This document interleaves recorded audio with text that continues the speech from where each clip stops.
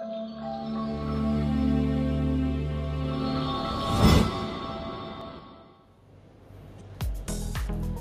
selamat siang. Saya Pendeta Nyoman Jepun di GPIB Jemaat Pinil Palembang, daerah Sekojo.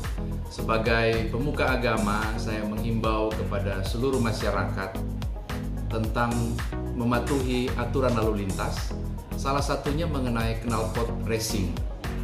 Barangkali belum tahu, sedikit himbauan, ada sekitar 80-83 desibel peraturan untuk menggunakan knalpot racing, kenyaringannya sampai di mana. Sangat mengganggu ketika melewati batas ambang itu, mengganggu ketentraman ibadah, mengganggu ketentraman istirahat masyarakat, dan menggelisahkan.